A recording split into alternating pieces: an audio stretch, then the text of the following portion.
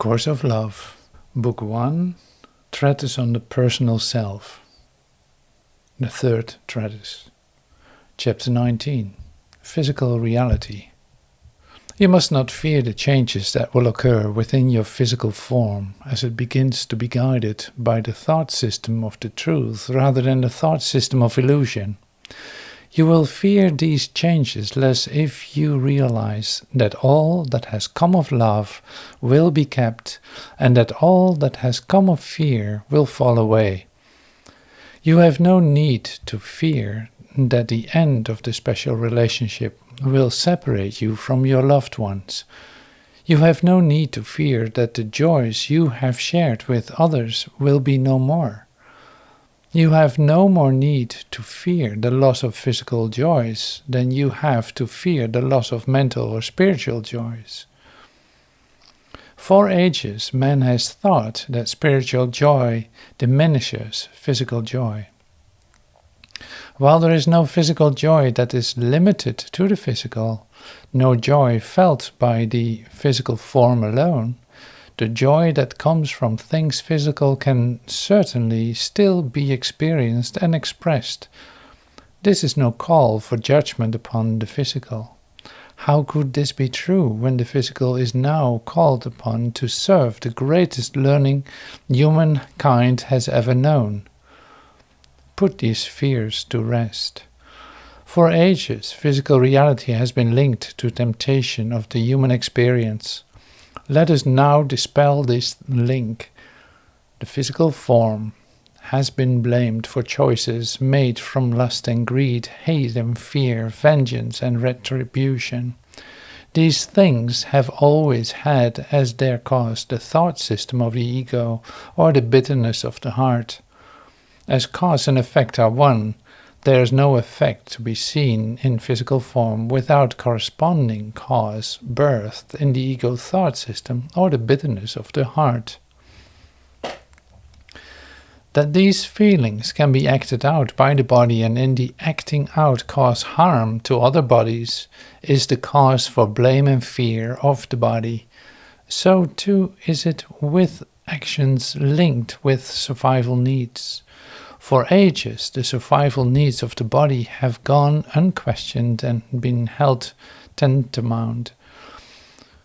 The will of the body to survive has thus been blamed for all actions that have arisen from real and perceived lack. Yet the body was no will, and the survival of the true self is not based upon it. Because the spiritual life has been so often linked with celibacy, I will mention sexual union specifically here to put behind you any fear that you may have that an end to sexual union may be called for. While some of you may have less desire for physical joining as you become more aware of unity, some may have more desire for physical joining as an expression of that union. Neither option is reason for judgment. There is only one distinction that need be made: what comes of love and what comes of fear. All expressions of love are maximal benefit to everyone, while you may, for a while yet, not see that all that are not expressions of love are expressions of fear. I assure you this is the case. Thus, any behavior, including sexual behavior, that is not of love is of fear. All that comes of fear is nothing. What this means is that cause and effect are not influenced by what comes of fear. You may think that suffering and bad behavior have had great effects, but they have not. At times the love that is received following suffering, or that may arrive due to the reason of some affliction, may be seen as lessons learned from suffering or affliction, but this is no more the case than it was the case in regards to our discussion of extremes. There is no longer any time to waste on such illusions. The thought system of the truth sees no value in suffering and so sees it not in truth. The thought system of the truth is a thought system that is not split by varying goals and desires. It is a thought system of unity. It is a thought system of one thought, one goal. That goal is the original thought that began the experience in physical form, the thought of expressing the self in observable form. Leave all blaming of the body behind and see not as the source of temptation of the human experience.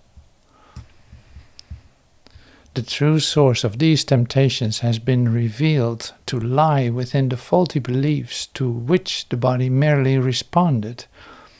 The body's response to the new thought system will be different in many ways, none of which will lead you to feel that you have lost anything of value to you.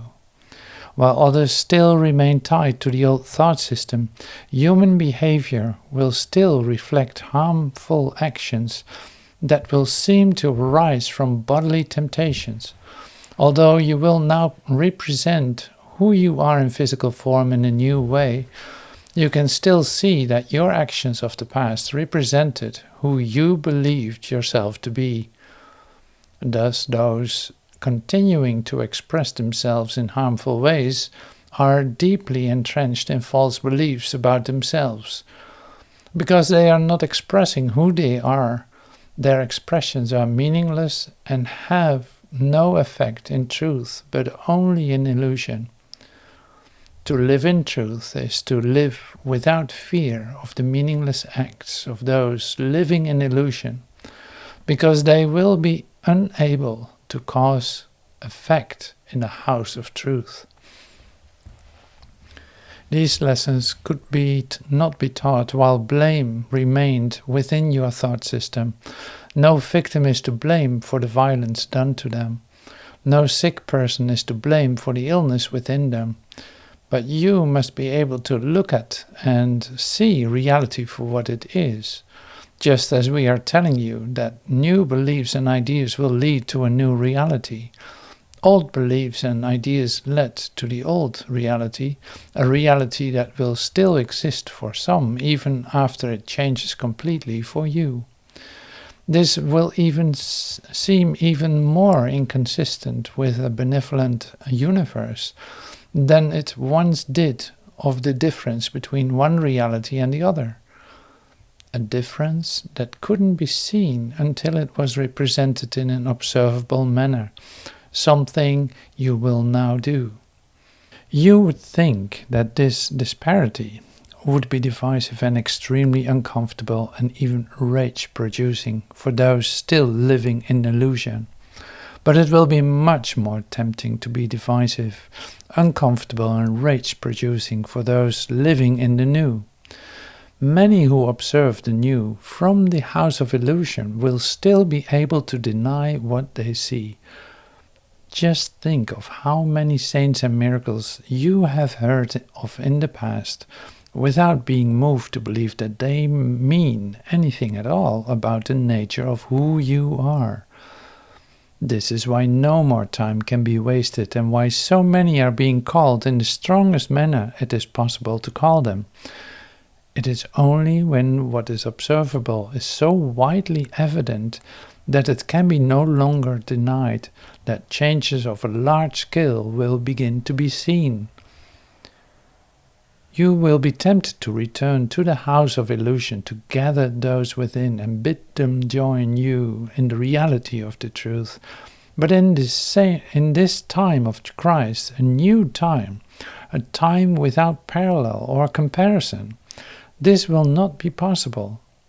It has been said from the beginning that your role will not be to evangelize or to be convincing. You cannot argue the case of truth in the courtroom of illusion. While this would seem to leave some without hope, it will leave no one without choice. It will make the one clear and only choice evident. It is the choice to live in truth or in illusion. There are many ways that can still be found to come to the truth. getting to the truth will become so attractive that few will be able to resist. What will make this choice so attractive will not be martyrs and saintly souls stricken with every calamity, and yet remaining to tell those who would listen about the glory of God. What will make this choice so attractive are ordinary people living extraordinary and miraculous and observable lives.